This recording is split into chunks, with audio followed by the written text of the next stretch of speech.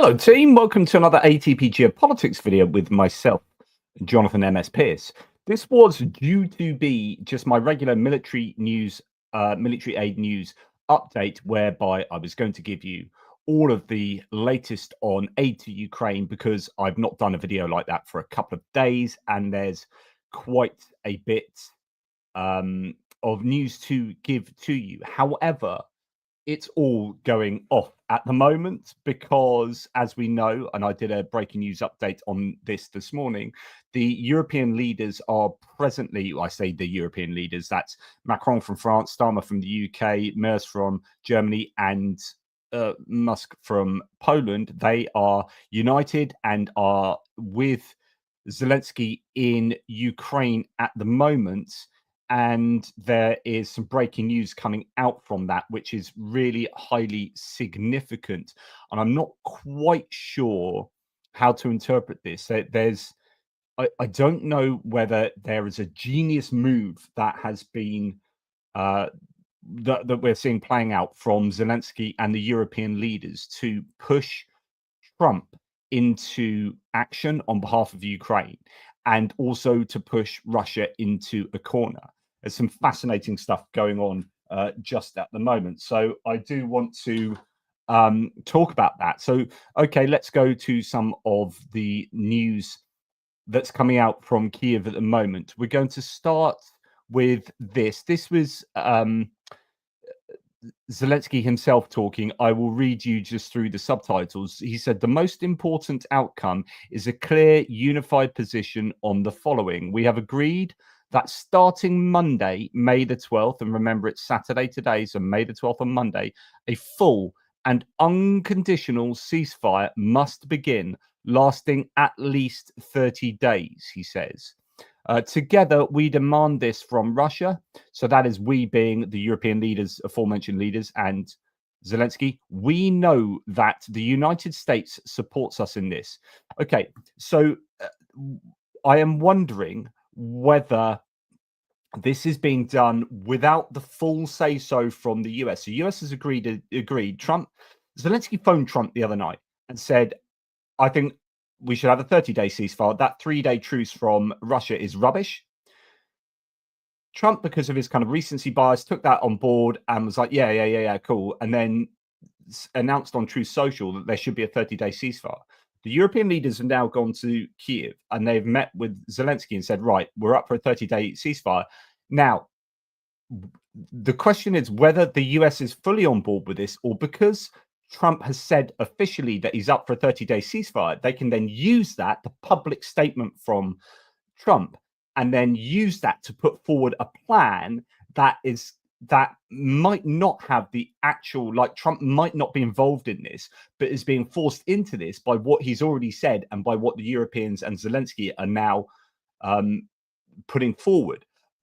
That would be fascinating, because that could be a very clever way of getting Trump on board with something that he's not at the front of. He wants to be seen, I assume, as being the one leading all the peace talks.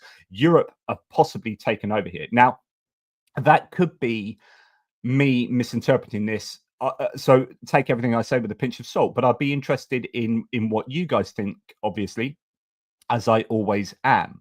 Okay, so the United States, he says, supports this. Now, the question is, how official is that? He says, we know the United States support this. He doesn't said they've told me. He said, we know the United States support this. This is what they've said previously. Together, we demand this from Russia. We know the United States support this. An unconditional ceasefire means without any preconditions. Any attempt to introduce conditions is a sign of intent to prolong the war. That is a massive statement. So this is to say there is nothing that Russia can say that should attach conditions to this ceasefire. So no, it's not about this happening. No, you can't have this territory. No, you can't do this but not do that. This is an unconditional ceasefire. We're going to stop doing war for 30 days to sit down at the table. And if you don't agree to this, then Okay, and I've got a lot more to say on this, but let's just get through what he's actually said because I keep interrupting myself. So, any kind of preconditions is a sign of intent to prolong the war and undermining diplomacy. The ceasefire must be comprehensive: land, sea, and in the air. I mean, this is huge. Monitoring the ceasefire is entirely feasible in coordination with the United States. So this is where it gets a bit interesting. If this is kind of without the proper say so of the United States, I don't know that he would be able to say that. I don't know if he's suggesting this to the United States or whether there is formal agreement here. I can't imagine that if this has been formally agreed with the United States, Trump would definitely want to announce this. That's my thought. This is a realistic goal, he says. The ceasefire must last 30 days to give diplomacy a real chance. During this period, efforts will focus on defining the security, political, and humanitarian foundations of peace. Okay, interesting. So, I have Tendar here says the Ukrainian offer for a ceasefire starting Monday, while having the representatives of major powers sitting in Kiev, is a masterclass of political maneuvering. It leaves the ball squarely in the Russian courts, and no matter what Moscow decides, it will bring Russia to a less favorable position. If Putin refuses, he would squander even that little bit of goodwill in the West, especially Washington, enabling a new round of arms deliveries. US President Trump has been literally Putin's last hope to somehow come out of this quagmire, though it would be temporary at best. But if he refuses, then it is a political game over. Trump already loses his patience and interest. If Putin accepts, it offers Western nations to deploy troops to Ukraine, eliminating Putin's last strategic goal, preventing Western troops from entering Ukraine. Ukraine will seek to have a Western presence in certain parts of Ukraine. When Kyiv, Odessa, and Dnipro have some kind of Western troop presence, then Putin cannot relaunch a war without a direct confrontation. This is also the reason why Moscow wants the ceasefire, if at all, to be conditional. So what it looks like, at least, and this is all developing, so this may all change, but it looks to me like Europe has taken control and Zelensky has taken control. I find that really interesting because we're so used to like the US and Russia taking control of these peace negotiations, Europe being frozen out and Ukraine being frozen out, talking about Ukraine without Ukraine. And now Europe has got together with Ukraine, and they have taken the lead here. They've taken the reins of the negotiations here.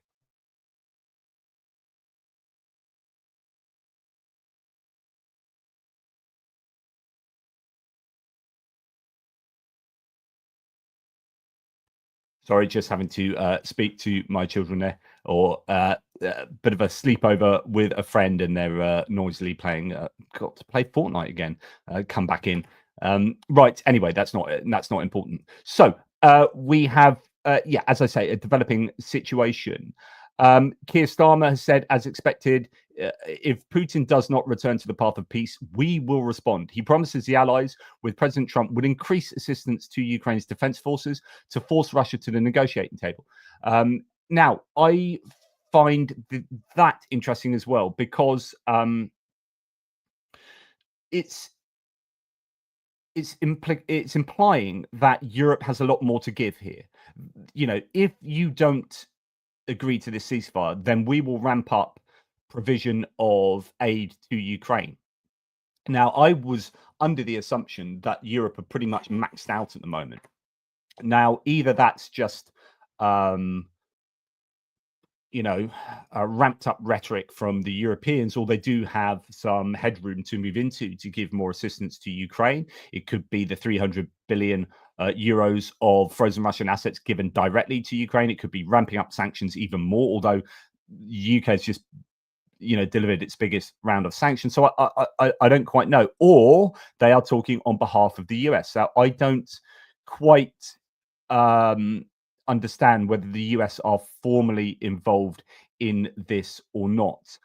Let's go to the live thread from the live blog from here, The Guardian. So we've got this famous meeting. I think this will be quite a historic meeting, possibly. Look how close these leaders are together, talking about what's going on. Ukrainian European leaders call for an unconditional 30-day ceasefire. European leaders, so leaders of those nations made a joint phone call to Donald Trump prior to making the announcement. Right. Okay. Interesting. So there is at least some tacit agreement from the United States then in that case. But the same point still remains in that Europe are taking the lead here. I bloody love this because I've hated how peace has been dictated to Ukraine by people who aren't that aligned with Ukraine, i.e. Russia and the US. The US has kind of moved in that pro-Russian direction. Trump administration has, as I said, negotiated about Ukraine without Ukraine. Europe is going to Ukraine and doing this in concert with Zelensky, phoning up the US saying, are you cool with this? I guess Trump is going to be forced to say yes because he wants peace. And he's also said he wants a 30-day ceasefire. So I think this is the genius of what has played out here. Quote, all of us here together with the US are calling Putin out. If he's serious about peace, then he has a chance to show it, said Keir Starmer. Starmer said the leaders were demanding, quote, an unconditional ceasefire, rejecting Putin's conditions, and are clear that if he turns his back on peace, we will respond working with President Trump. With all our partners, we will ramp up sanctions and increase our military aid for Ukraine's defense to pressure Russia back to the table. Interesting. So that, I assume, has to be with the US in mind. In terms of giving aid and sanctions, because really, like I was talking about, the headroom doesn't exist so much with Europe as it does with the US. The US, because they step back, can now just lean really heavily into greater sanctions, secondary sanctions, and more military aid to Ukraine. This is exactly what should have happened 3 months ago, right? Like, it's really frustrating that it's taken this long and this many deaths to get to the point of this. Now, of course, lots more can happen. Trump can come out and announce that actually he's not too happy with this, and he gets a bit pissed off because maybe Europe is taking, at the helm, and he feels a bit left out. I don't know. Anything can happen, right? It's Macron's first visit to Kiev since summer 2022, and Merz's first visit. All 5 leaders had a fruitful call with POTUS so the President of the United States, focused on peace efforts, according to Andriy Sybiha, the foreign minister for Ukraine. He added that Ukraine and all allies are ready for a full unconditional ceasefire on land, air, and sea for at least 30 days, starting already on Monday. If Russia agrees and effective monitoring is ensured, a durable ceasefire and confidence-building measures can pave the way to peace negotiations. Now, remember, as I said this morning, that Dmitry Peskov, the spokesperson for the Kremlin, stated very clearly that they weren't going to do a ceasefire, and in order for a ceasefire to take place, Ukraine's allies have to stop providing weapons to Ukraine. And the European allies, as the aforementioned leaders, have already gone to Kiev and stated that they are going to continue pressuring Russia and keeping aid going to Ukraine. And so that clearly is never going to happen. Like, Peskov was stating that the Kremlin position is essentially ceasefire would only happen if X, knowing that X would never happen. In other words, there's never going to be a ceasefire. But now Europe have kind of upped the ante, and Zelensky's upped the ante here. Russia are forced into a much more of a corner. And if they continue with Dmitry Peskov's original position from this morning, then they will suffer the consequences. So, yeah, I think this could be very, very clever. And it's taking the power away from Trump, really, and the Americans, and rehousing that power in Europe with Zelensky. And I like that. Zelensky, the Ukraine, need to be at the helm of peace negotiations, with Russia, of course. But if there are going to be negotiations, they need to be between those two nations, rather than having a third-party nation dictate how peace should go because they want to take advantage of the peace negotiations to line their own pockets. That's where it's all gone completely wrong. So there you go. But yeah, the importance of third-party sanctions. I've long said this. The US was super important, and Biden's parting gift to Ukraine was far more important than people realize, which is ramping up sanctions on the shadow fleet and ramping up secondary sanctions. Now, unfortunately, the Trump administration has, I don't think, done a good enough job of upholding those, but they were starting to really bite when you saw India and China not do certain things. With regard to, there were Russian ships that were unable to come to port because of secondary sanctions. Now, the US has plenty of scope to get back into the ring, really, and lay some punches on Russia in terms of sanctions. So, I really hope we're getting back to where we should have been, right? This is all like, this shouldn't be like, wow, this is amazing. This should all be like, yeah, exactly what we're expecting, and this is what Trump should have done on day one. Like his big, you know, bombastic rhetoric about solving the war within a day was ridiculous, but actually was far more doable if he had said if he did what he said he was going to do, which was to say, if you don't come to the table, we're going to hammer the crap out of Russia with sanctions, and we're going to give Ukraine as many weapons as they can possibly get their hands on, type thing. Then you've got a chance of solving that really, really quickly. But he didn't do that, and he just went down the whole pro-Russian route. And as I said in my breaking news update this morning, he's now starting to say, and apparently said to donors, I'm not sure that Putin is the guy that I used to think he was. Yeah, because you used to think he was someone he wasn't.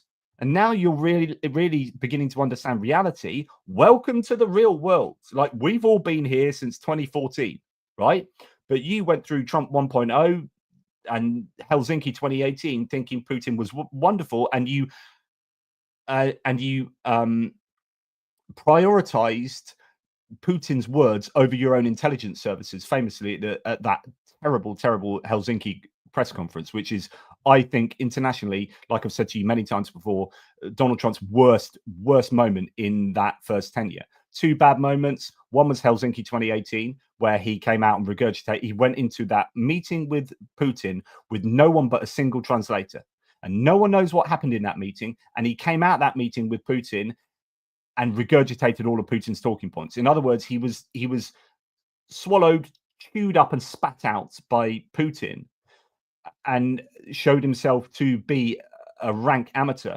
And Putin had the best of Trump. Trump came to the press, and then announced everything that Putin had said, and said he had no reason not to believe Putin. Meanwhile, his own intelligence agencies was saying the exact opposite, to which the Republican Party at the time had to get Trump to kind of go back on what he said to some degree, and came out and panicked. So and rightly so, the Republican Party at the time were like, no, that's all not cool.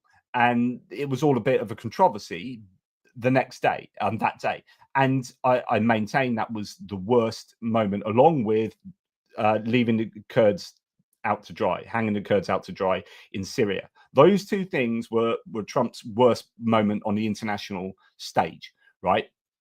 And that showed you that he didn't understand Putin. And he continued with that kind of pro-Putin, pro-Russia line right up until now. And it's only now that he's beginning to understand that actually Putin is an obstacle to peace. And he's not doing anything that the US want them to do. And not only not doing what they want them to do, but also asking for even more. And Daily Vance said this the other day pretty much. But actually, really, and Phillips O'Brien said this in his latest Substack, which is, not only are the Russians not agreeing, but they're actually asking for more each time. And that is obviously leading to Trump to go, nah, yeah, okay, this ain't cool. So yeah, I just getting a few reactions from you guys. Thank you very much, Johnny Christensen, by the way. Welcome on board again. Javier Alvarez, in my humble opinion, it's a master move from Ukraine. If Russia agrees, then boots from the willing nations will be stationed in Ukraine. If Russia refuses, then hopefully Trump lifeline is over. Exactly, and that's exactly what those. I think what Tendar was saying as well. So yeah, I completely agree, Javier. And it would be nice if this was all about Ukraine and Europe taking back control of their own destiny. I would really like that. I've been so frustrated that both sides have been frozen out of these peace negotiations. So yeah.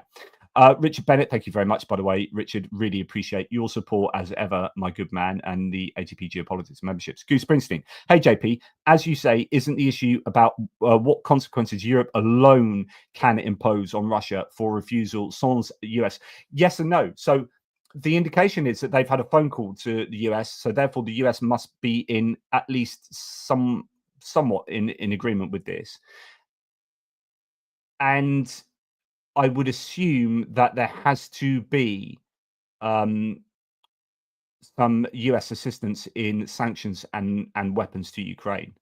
Now, if that's not the case, then I think this is going to be more difficult, but it depends on what Russia does, because if Russia does fall into line, then that's all okay. You don't have to go to the consequences, right? And then it becomes formal peace negotiations. But if Russia doesn't come to the table, then Europe might have to go, okay, now we need to do something about this because we've said we would, we've threatened we would. Okay, what goods can we come up with? And that's really, really well, we're just going to have to wait and see. I presume they've got somewhere extra where they can go, and especially with Germany on board. So Germany can use like Taurus, right? For example, we could maybe I go to bed, as you guys know, every night thinking. Every night I do this. I go through this. It's almost become like some, I don't know, some mental OCD thing where I just think every night my last thoughts as I go to sleep are, what would I do if I could help Ukraine, if I was president of the world or whatever, or in charge of the West, and I think up these different scenarios, like what are the weapons that they desperately need, and I often come, obviously I don't particularly change my mind on any given night, but I think air assistance with aircraft is incredibly important. So Europe could go Taurus, extra aircraft such as Gripens, right? And we'll pay for Gripens or something like that. I assume that there are places where they can go.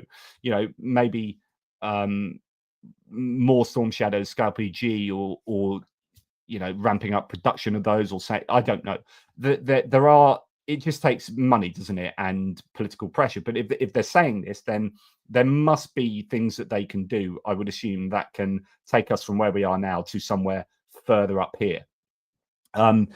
Yeah, that's the difference between rhetoric and muscle. Maybe Taurus, yeah, but I'm not sure what else. Well, yeah, that's so okay, Goose. We're going in the same direction. Sorry, I hadn't read your whole comment, and I'm just spitballing, so I hadn't even read to the end of what I was saying there, what you were saying. But yeah. So Taurus, and then I think aircraft, and yeah, I don't know what else. Just more money, I guess. Frozen Russian assets. We are starting to see. So some of what I'm going to say today in terms of military aid, there is more military aid coming from places in terms of money. So frozen Russian assets, the loans underwritten by them, there's more money coming. So Ukraine, I think, are getting at least 1 billion, possibly another 1 billion as well. There could well be, I think, 830 million coming from Denmark into the Ukrainian defense base. And so, you know, there is stuff that can happen. I know France have just announced that they're going to use some frozen Russian assets to pay for maintenance of Caesars for Ukraine, and so yeah, I think there is scope, but it's probably not like massive, and might not be instantaneous. But I don't know. I think that is a golden question there, Goose, and thanks so much for that. Oops. No, that's right. So on to Mark. Thank you, Mark. And Mark, I keep thinking about you because I know that Jonathan Fink was harsh in your super chat question the other day, and I've just felt really bad about that for days, Mark. I have to say, and I've been thinking about that quite a lot because I love you guys. So yeah, it's uncomfortable when there was like, no, I completely disagree with that rhetoric, and Jonathan was pretty harsh to your question, which I think was justified. Okay, not Jonathan's. I think your question is justified. Mark, pursuing negotiations with Russia is futile. Says Mark Biscuit. Russia always negotiates in the opposite direction of peace. Russia must be forced into surrender. Only then will there be peace. Do you think I'm wrong? Thanks. And thank you, mate. Do I think you're wrong? I mean, again, that's the golden question too. So not only what's the extra headroom that uh, that Europe could grow into, but also what is the likelihood of what's the outcome for negotiations with Russia, and will they negotiate in good faith? That really is the question. Hang on.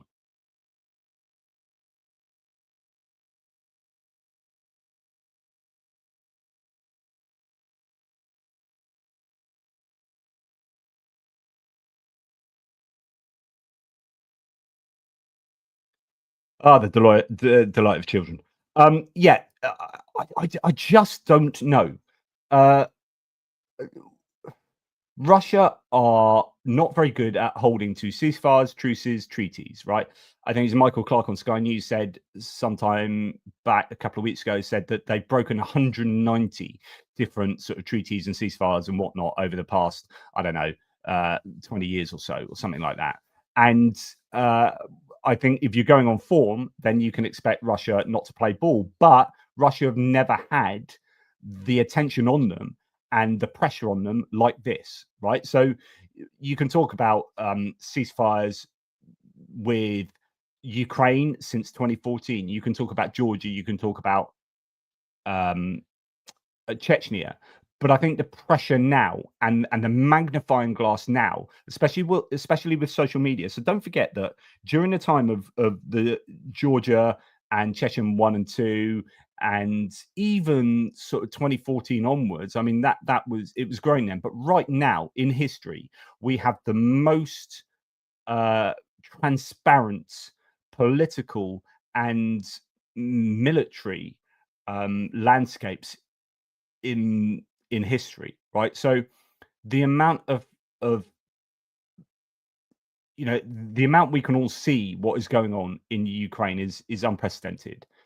And there's also much more pressure internationally from everyone on Russia. Like Russia's never had this much focus since, I don't know, maybe the height of the Cold War. But even then, they didn't have social media and the amount of news entities that we've got these days. So I think, although the form is that Russia has, broken these treaties and truces and ceasefires previously, they've also never had this much pressure and this much, there's never been this much attention on them. They really are under the microscope. So, yeah, great question. I guess I don't know, but this is probably the best chance of them ever in recent history adhering to any agreement that they sign up to. Brian Ivy, long time no hear. Brian, really good to have you back in the team. Russia will maneuver to get assets back and continue to destabilize Ukraine in all ways. Typical. And this is also correct too. So, but in that, you're saying that there's no win. So as soon as there is a ceasefire and negotiations, which is, of course, how you end the war, so at some point, there has to be set negotiations and a ceasefire in order to have those negotiations. But as soon as there is a ceasefire, Russia will be taking advantage of that. But of course they will, and so will Ukraine. Who can take advantage of that the best and the most? I don't know. That's an interesting question. I don't know the answer to that. I think maybe Russia would just want to mobilize people, and Russia will be able to mobilize more people in 30 days than Ukraine can mobilize in 30 days. So while Ukraine may be able to build more drones and get more equipment, maybe Russia will be able to generate more human beings. And that could convey an advantage for them if it falls apart. So that, then it goes back to Mark Biscuit's question about, well, what are the chances of this falling apart? So if you go for a 30-day ceasefire, knowing it's going to fall apart after 30 days, then that might be an advantage for Russia. But if you go for a 30-day ceasefire, hoping and thinking it will actually just turn into a long-term peace, then obviously that's a long-term peace, and that's exactly what you want. And that's to the advantage I presume, of the whole world. But what I've always wanted is Ukraine to get the advantage on the battlefield, or the momentum on the battlefield, so that they can, because the battlefield is the first part of any negotiation. So the battlefield, the war is itself a form of negotiation. So you try and get the advantage on the battlefront and the momentum, so that you take that to the table and say, right, now we're doing this, you're in trouble, therefore we can ask that this happens, and we demand this concession from you. So either side is wanting to gain the advantage on the battlefront in order to have that as your foundation for the negotiations. And at the moment, the battlefront it's all over the shop. Ukraine was starting to have a slightly better go of it, and the Russians look like they're culminated, but actually there are areas near Pokrovsk where Russia have been now attacking again, and they've got the momentum back, even just south of Pokrovsk too. Yeah, I don't know. Like I said the other day, and some of you had a go at me for being a bit down on Ukraine, saying Zelensky's talking a lot about a ceasefire at the moment, a 30-day ceasefire, and actually this is the culmination of that, right? And the question is, does Zelensky think that Russia will definitely sign up to this? I mean, is he really hopeful that Russia will sign up to this? In other words, that would also, I think, indicate that Ukraine is in a really tough situation and is unlikely to get the momentum on the battlefield in order to take that to the negotiating table. In other words, right, we need a ceasefire right now, because Russia are on the ascendancy, and looking forward, Russia are probably going to just grind us down more and more. And actually, it looks like there is going to be a ceasefire right now, at least from Ukraine's point of view. So that would lead me to think that Ukraine are in a really difficult situation, and Zelensky knows it. So this comes to the benefit of Ukraine more, and therefore to Russia less. But then if Russia refused to do it, then Ukraine get given lots of stuff, and Russia has loads of pressure on it that screws it over. So there's so many different things going through my head at the moment as to, what the motivations are for this. So I was down because I was thinking Ukraine are desperate for a ceasefire, and that's reflective of the fact that actually on the battlefront they're struggling, and they're struggling more than Russians are. Now the Russians are struggling, but they don't care about the death of their people, whereas Ukrainians do. And so struggling looks different for both of them. For the Russians, if they are taking more and more land, then they're in a good place as far as they're concerned. And it doesn't matter how many people die as a result of that. Whereas for Ukraine, actually, their people are much more valuable intrinsically because they value human life, but also extrinsically because these are also human resources that allow them to do well on the battlefield. And actually, they just have fewer of them than the Russians. So that's so Russia will maneuver to get assets back and try to continue to destabilize Ukraine in all ways. Absolutely, they will. But then Ukraine will also try to do that as well. It depends how. Honestly, like I would love to know whether both Europe and, when I say Europe, I mean those four leaders and Zelensky. So from now on, Europe means those four leaders. So Europe and Ukraine, whether they actually think Russia will sign up to this or not, whether this is a ruse to get much more aid to Ukraine and much more pressure on Russia. Like we know they're going to say no, but now Russia in a corner and Trump is in a corner, and this is just a ruse to get Trump to actually start hammering away at Russia. We'll see. Brian adds, problem is Zelensky needs to hold to firm bottom line goals. It can't be fuzzy. He's getting wobbly. You would probably have to expand on that because I need to know exactly what you mean by that, Brian. Interesting. But thanks, Brian. Good to hear from you, mate. That exists says global mafia protection rackets growing. I mean, I don't want to go off on one. I think the US has been working in a way that looks rather like extortion and being a mafioso sort of protection racket. But I think this is Europe and Ukraine saying, no, hold on, let's do this properly. and I think, and also, you know, the minerals deal turned out to be, I think, much better for Ukraine than it started out being. So, you know, that kind of protection racket scenario isn't as obvious as it was maybe a month ago. Wizard of Ooze, let Doris mediate negotiations. She knows all about bad faith actors. Seriously, Ukraine's allies will have to plan for and expect Russia to break it. And this is the thing, like I keep saying to you, like, first rule of parenting and teaching is that, you know, when you speak to children, when you threaten children with consequences, like, don't do that or this will happen, right? If the or this will happen comes around and you don't deliver, then you are telling the child that you are toothless, and the next time you break the rules, nothing will happen, and it just promotes further insubordination.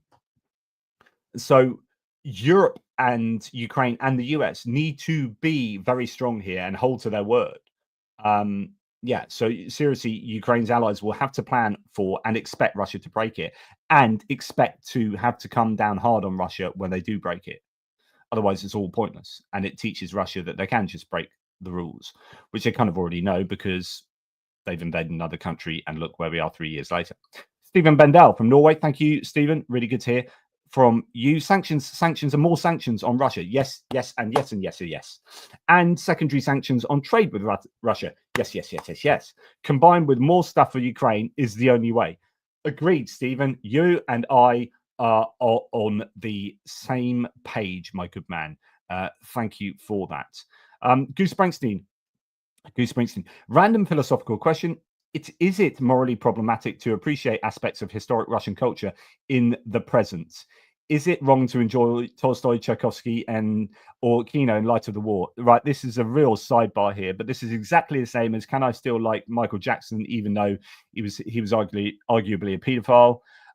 Is it right to like, and you can name any kind of pop star who's gone, you know, Gary Glitter, or I don't know, was it Lost Prophets? All of these kind of bands, or Wagner, or I don't know what painter there was, but anyway, it's exactly the same thing. And yeah, I don't know. I sometimes I think you should be able to differentiate the kind of aesthetics away from the creator. But most of the time, I think, nah. So I actually these days, sometimes when I hear Michael Jackson, I'm a little bit. There's just a taintedness to it, right? And never a Michael Jackson fan particularly, anyway. But you know what I mean. And I would find it uncomfortable now to appreciate Russian culture.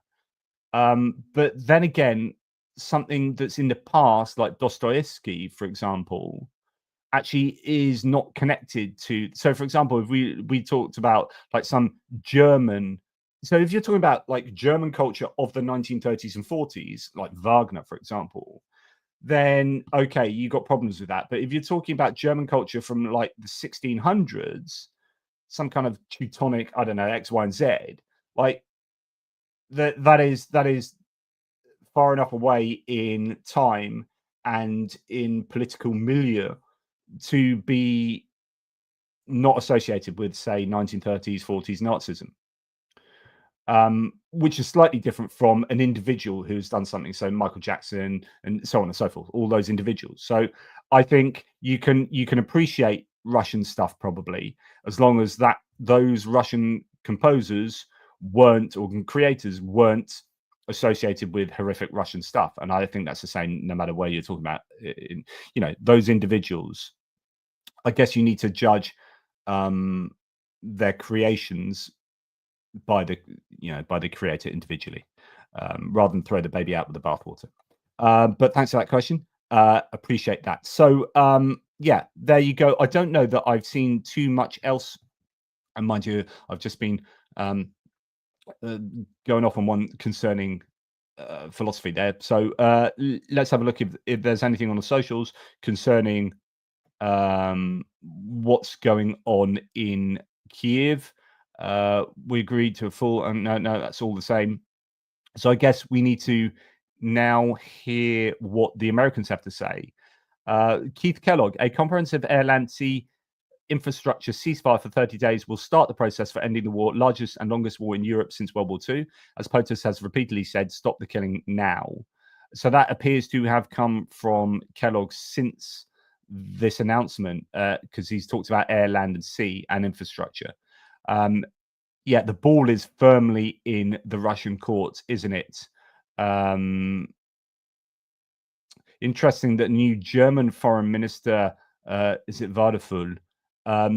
In NATO, we have jointly agreed that Ukraine is on the path to joining the defense alliance, and this path is irreversible. There was also a statement from Mark Rutte talking about, hey, you know, it's a long-term thing. I think so. You know, Ukraine in NATO, you know, it's not like next week, but it is an irreversible path that will happen. So there you go. Okie dokie, right. So, oh my goodness, I've got to go and pick up my missus from the train station at some point. So I'm probably not going to be able to do my military news, military aid news. So that's a shame. Basically, this got taken over by the developments with regard to the ceasefire announcements. Which is pretty understandable. A few other random things that have been happening that I'm going to share with you. So let's go to this one. So if we go to the beginning of this, we have the reaction from the Hungarians. So if you remember, the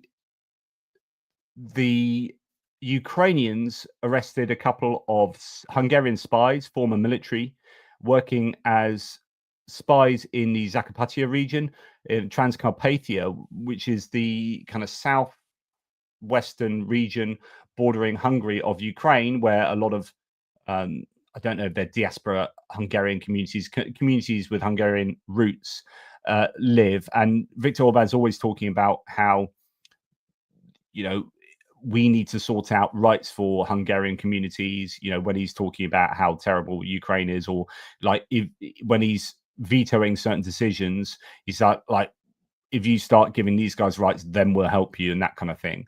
Well, there were a couple of spies in that area working on behalf of the Hungarian government that were then arrested by Ukraine. And then the next day, so yesterday, Hungary arrested 2 Ukrainians and expelled them. But actually, it's all quite hardcore. And it looks, and this isn't just going into an office and saying, right, you're a diplomat, we're going to expel you. This was literally taking them off the streets with armed people and stopping the traffic in the middle of Budapest. So Hungary's TEK arrested an alleged Ukrainian spy, an ex-diplomat, in downtown Budapest on Friday. He was swiftly expelled to Kyiv. This comes after Ukraine's SBU busted 2 Hungarian military intelligence agents, prompting tit-for-tat expulsions. First 2 Ukrainians, then 2 Hungarians. First 2 Hungarians, then 2 Ukrainians, actually. So this is, I think, exacerbating the already pretty tense relationship between Hungary and Ukraine, and it's yeah, I think this is going to be a growing problem. I do have something to say in my next geopolitics video about the EU getting so Kaja Kallas was talking about there being a plan A, plan B, and plan C with regard to Hungary, and they're still working on plan A. So if Hungary don't start playing ball or whatnot, you know, we are still working on plan A, which is to get them on board and get them to decide in favor of Ukraine. But then there is a plan B and a plan C. I don't know what they are, but obviously that is a huge concern for the EU and obviously Ukraine. Then we have this. So good news. Not only did Nikos Dan make mincemeat, I think, out of George Simeon in the presidential debate on television in Romania the other day.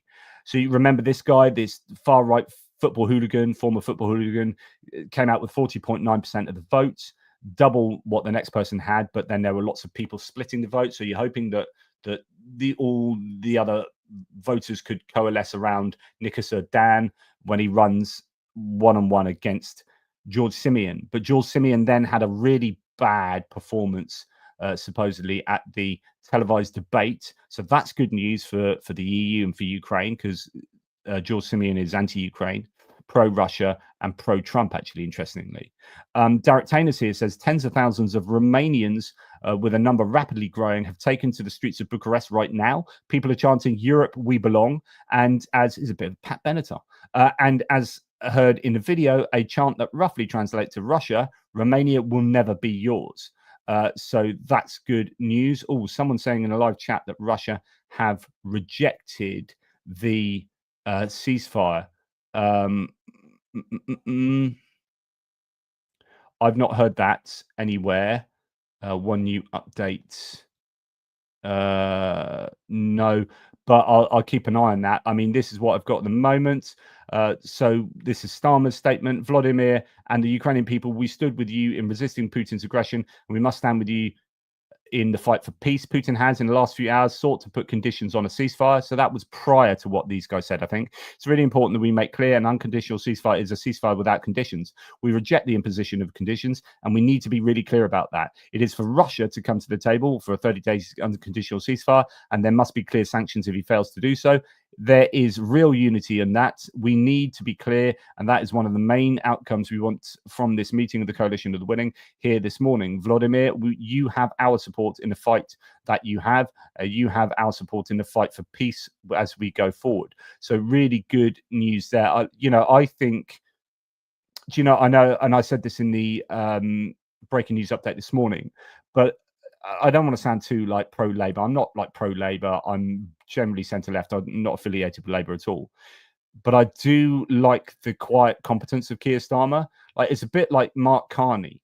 And I think there's similar. Is it securocrat? I keep hearing, and you can argue about domestic policies, and it's all very challenging for Labour back in the UK. But Keir Starmer, as just a quietly competent guy who's clearly in support of Ukraine, that's the kind of I'd like. We need to get back to boring times with boring politicians. Do you know what I mean? Like, just quietly going and doing the right thing and getting on. And you look like you. I'd much rather have you in that conversation there than Kemi Badenoch or Nigel Farage. I just think you're the better man for the job, a better person for the job there.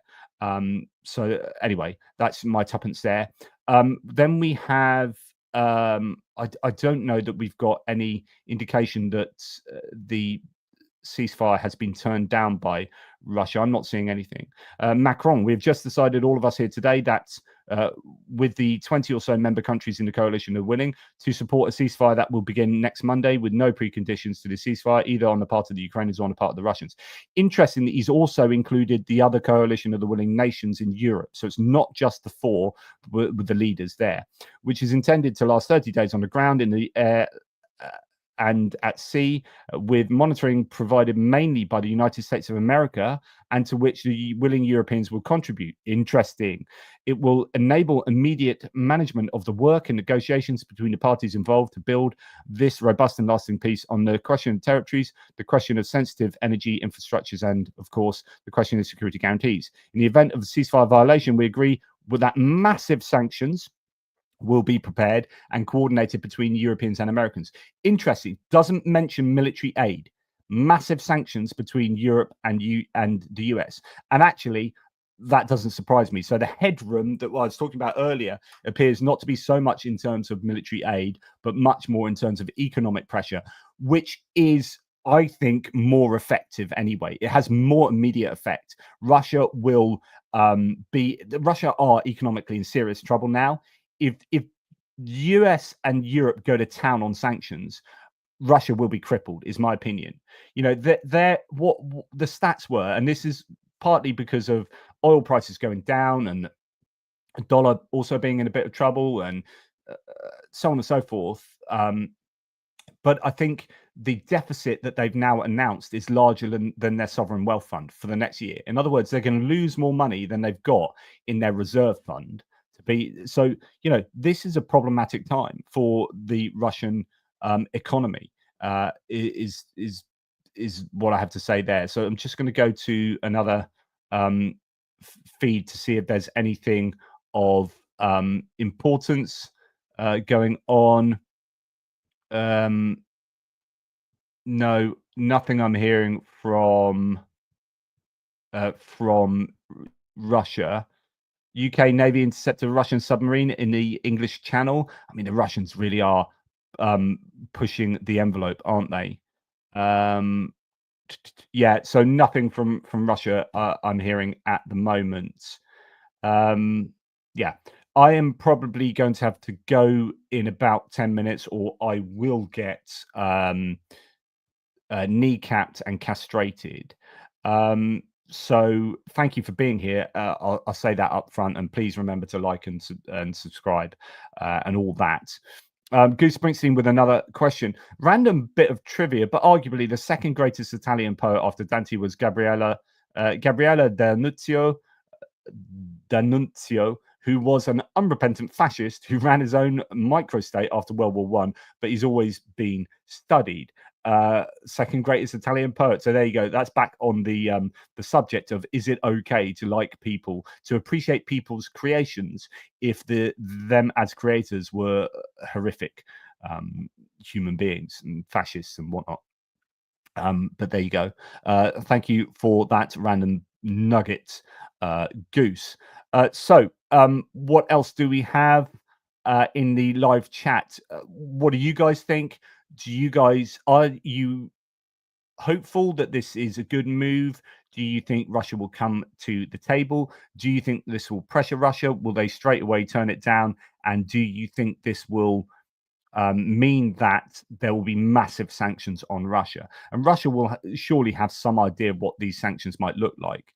And, you know, it is, well, as what Now Stinky says, really, let's hope Trump gets annoyed. I'm not holding my breath. But, you know, as I was reporting earlier, there are indications that he is genuinely annoyed and that he is starting to get some sense of reality as to who Trump is and you know, what the US need to do. But yeah, now when it goes to what I was going to be talking to you about, which I'm clearly going to have to save for a later time, I was going to share lots of stuff like Ukraine getting €1 billion to produce its own weapons from the EU. That's from frozen Russian assets, from central bank, where they're going to be using that to support their own domestic industries. We've got France using the money, frozen Russian assets, to underwrite maintenance to the Caesars. We've got as well Denmark allocating €830 million to Ukraine for the purchase of weapons. And there's also quite a bit to be said about Czech initiative and Europe providing artillery ammunition in quite significant quantities over the next year. There is also the impact of the war in India and Pakistan on artillery ammunition, particularly procurement. And then UK has provided Ukraine with 8 Raven short-range air defense systems and plans to deliver 5 more. Per the UK Ministry of Defense, over 400 ASRAAM missiles were also supplied, downing over 70% of their targets. So doing a good job with these. Is that the one that's on the Supercat chassis? So that's good news. And in fact, there's a video out doing that. So I might just do a pre-record going through all this stuff. And again, you know, where there's headroom, I mean, if the money's there, then there's an awful lot of stuff that can be provided to Ukraine. So Ukraine's armed forces will receive 100 new Onsilla armored vehicles from the Polish manufacturer Mista. They've already provided 200 of these over the course of the war. And again, you know, there's a lot of production that can take place to support Ukraine. So that's really good news.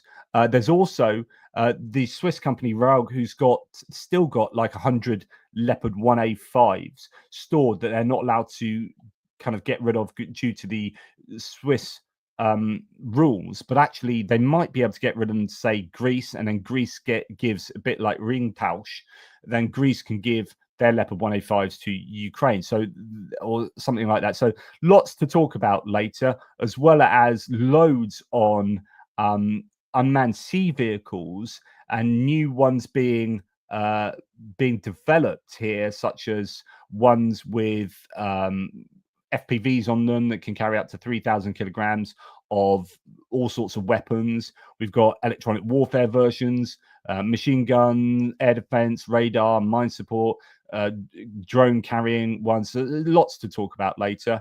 And just one of the last things before I look back and see what you guys are saying is not so much to do with Ukraine, but I did want to mention this. It's just a thread from Fabian Hoffman, who's a bit of a missiles expert. He says, I've shared some initial thoughts on the escalating conflict between India and Pakistan via my newsletter. Needless to say, the unfolding events and the lack of restraint shown by both nuclear powers is concerning. First, the operational picture remains unclear. India appears to have regained some level of control compared to the night of the 7th of May, but it is, in my view, premature to speak of Indian air superiority or any definitive operational advantage emerging on either side. Second, this episode may be the toughest yet, so there were loads of strikes last night, of the stability-instability paradox to date. Stability at the strategic nuclear level can allow for limited war at lower levels, but can it do so amid salvos of conventional long-range strikes at strategic depth? We'll see. So there have been loads of missiles, some Russian-produced, Russian-Indian BrahMos missiles sent into Pakistan, blowing up like air bases, and the Pakistanis are using Fateh, like I think Iranian-produced missiles that, by the way, Iran are providing Fateh launchers to Russia. That's another thing I was going to talk about. But it's this last point that I wanted to bring up particularly. Third, there are some broader implications that are hard to miss. Above all, the total absence of the US in managing this nuclear crisis. It's a stark example of the emerging order where the diplomatic vacuum left by the disengaged America is now plainly visible. This is a really super important point, and it pertains to Ukraine as well.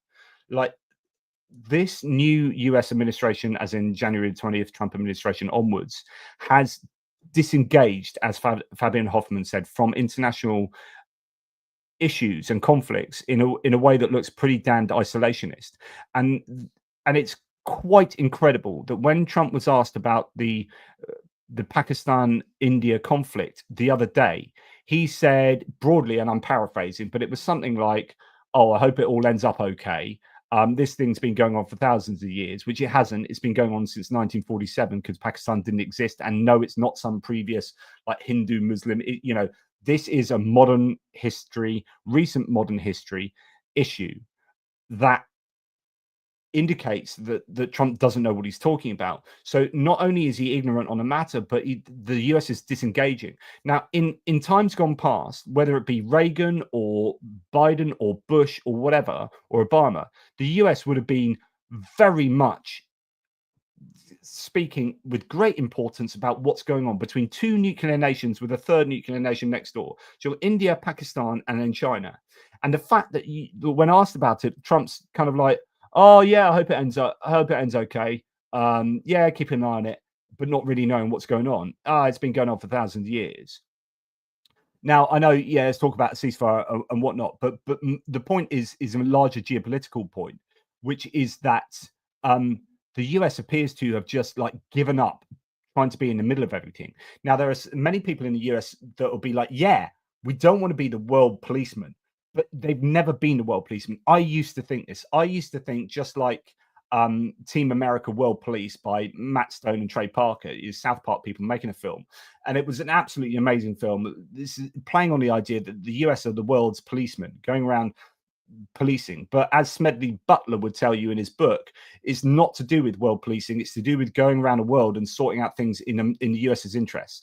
There are certain things that the US doesn't get involved in. Zimbabwe, Robert Mugabe couldn't give a toss. Why not? Because there are no natural resources there. There's no oil that you can get for your, there's no advantage, no big corporate contracts that you guys can go and make out of that. So I'm not saying that's what's going on in Ukraine, although clearly that's what Trump wants out of Ukraine now. He wants a minerals deal. He sees that in the old Smedley Butler way of, we go around the world and we get involved in places for our interests. Yes, that's true. But Ukraine was a moral thing, but also in your interest, but not in an exploitative, extractive manner. Like, we're not helping Ukraine because we want to extract stuff out of Ukraine. We're helping Ukraine because actually it's on the border of Europe. It talks to European security. It talks to global security. It talks to economic stability. And out of economic stability comes our Western prosperity, right? So if we allow Russia to do that, then it allows China to do that. And we need to solve Ukraine in Ukraine's favor for a whole host of reasons that are not exploitative and extractive. Now, you can talk then about rebuilding Ukraine and contracts going there, and it looks really a bit like Iraq. The Iraq war, let's go in there, get rid of Saddam Hussein and send in loads of American corporations to take advantage of Iraqi oil and blah, blah, blah. Okay. That will no doubt probably happen in Ukraine. And there are strings attached to all the aid we're giving them because there's no such thing as a free lunch. But the US being involved in Ukraine is deeply, deeply in their strategic interests, and as well as in the interests of global safety and security, which is their interest. And to have kind of given up on that is to give power to other entities who will go and get involved, like China and Russia or Brazil or, the EU. So the US's isolationism is to the benefit of other big power brokers in the world, right? And I would rather the US was in the middle of India, Pakistan, or not necessarily in the middle, but at least showing concern and talking in terms of really serious rhetoric from a position of actually having been briefed on it. Like, Trump doesn't listen to security briefs, right? So he's got not the foggiest idea what's going on within India, Pakistan. I would like their people to be rolled out to talk very seriously about India and Pakistan to show that the US is involved, because I'd rather they were involved than China. So anyway, I just think Fabian Hoffman's point is really, really freaking important. We are at a point in history where the US is disengaging from what's going on around the world. And while you might think that's fine, the question is, and then who steps in? And if the people stepping in are not as nice as the US, I'm not saying the US are perfect by any state. Of course I'm not. But I would rather the US stepped in than other nations. And so I just really think there's some dangerous disengagement going on there. Anyway,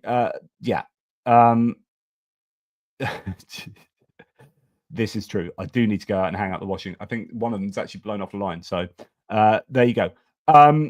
So what do we have? Brian Ivey. Rumors are Secretary of State of the US is directly involved in back channels. And I'm sure he would be, right? I'm absolutely sure he would be. Like, I don't deny that the US are involved at a senior DOD level and Secretary of State level. Yeah, you're absolutely right, Brian. But it's just the disengagement of it just like the leader of the United States appears to just be grossly ignorant. And okay, the real people are doing the real stuff down here. But I do also think that many of the people around Trump are disengagement people. So I think, your Russell Vaught's and your Stephen Miller's and, people adjacent to that, your Tucker Carlson's and your Steve Bannon's and all sorts of other people. I think, Marco Rubio in a different administration would be a completely different kettle of fish, right? You put him into a Bush administration and he's a different Secretary of State, but he's having to wear many hats at the moment and appease Trump and kind of regurgitate Trump rhetoric, whilst also having his own core beliefs that the US should be in a completely different geopolitical position than they presently are. So yeah, I do get that there will be people seriously in working on this, but then Pete Hegseth is not a serious guy in charge of the DOD. Personally, and you may disagree, Brian, but I think he's an absolute joke. And he's also purged a number of serious people at the DOD, and he's tasked with purging even more. So he's looking at purging a further 20%, which will be ideologically driven. And I think you're going to lose a lot of very serious, experienced personnel from the DOD. And we're just hearing now that Kash Patel, in charge of the FBI, he's gone down from 5 intelligence briefings a week to 2 intelligence briefings a week.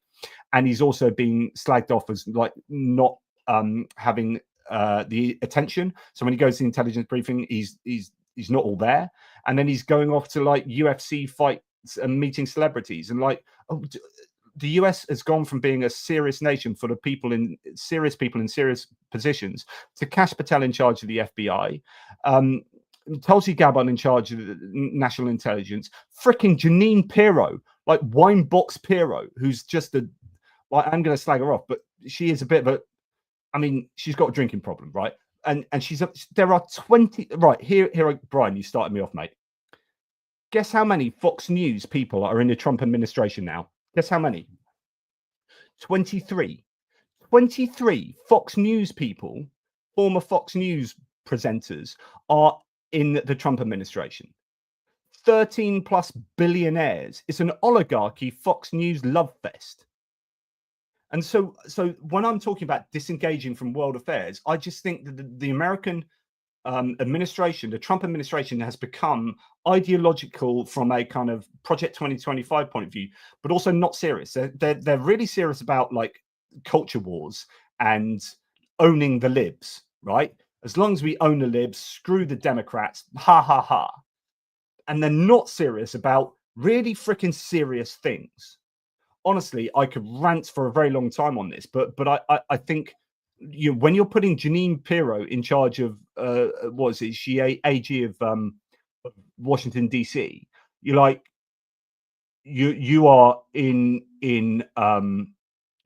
in trouble, and I just think that is going the wrong way. Yes. I need to remember the message. Thank you, Johnny. I do need to go. But Brian, you just said some things and it triggered me. I'm triggered. But thanks, Brian. It's really great to have you back, mate. Bit of tennis going on there. So many people are mentioning the wife. I do have to go. I've got to go and pick her up from the station. Right. Thank you very much to all of you incredible people who have supported the channel today and who continue to do so. Thank you for people who have supported the Car for Ukraine campaign that we've now smashed and ended up in third place. It's absolutely amazing. High school kids in charge of the US government. Honestly, I honestly think that's the case at the moment. I am deeply worried about that. People like Hegseth, absolute incompetent clown.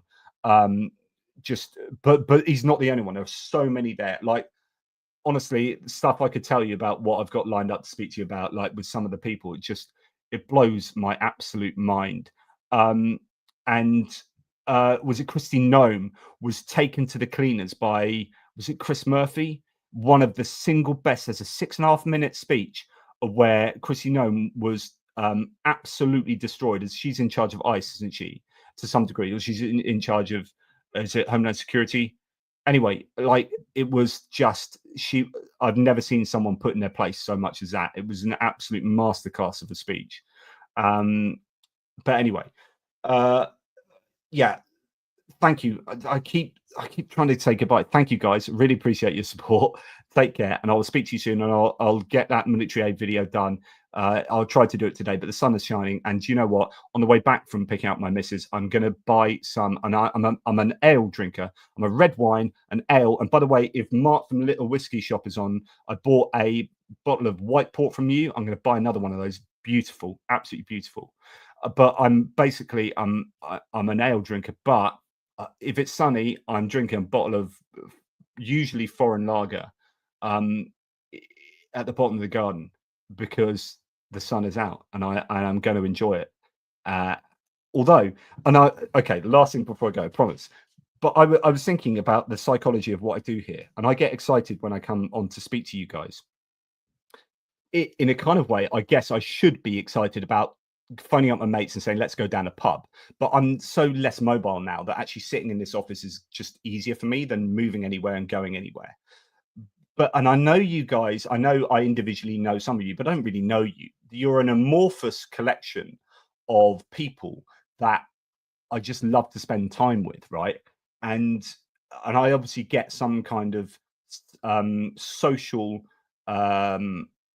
currency out of speaking to. So I look forward to these moments where we can just I can spitball, but I know it's not really a conversation. It is. You guys say things and I react to them, but I do appreciate you guys and Wizard of Ooze, put your twins in charge of one of your streams. They would do a better job than the Orange Pope. Yeah, I would argue they probably would. Yes, my twins are like they're chalk and cheese. But there you go. Anyway, I really do appreciate spending time with you guys. Thank you for all that you do. Thanks to the mods, and atpgeo.com/donate is still open. We have smashed through our target, but any extra aid helps out Car for Ukraine and goes towards other trucks that with smaller channels that are struggling to hit their targets. So that's amazing if you can help out. Wife. She's not my wife, she's my partner, but we've been together since 2007, so effectively the same thing, isn't it? Take care, y'all. I'm gonna go. I'm so bad at goodbyes. Goodbye.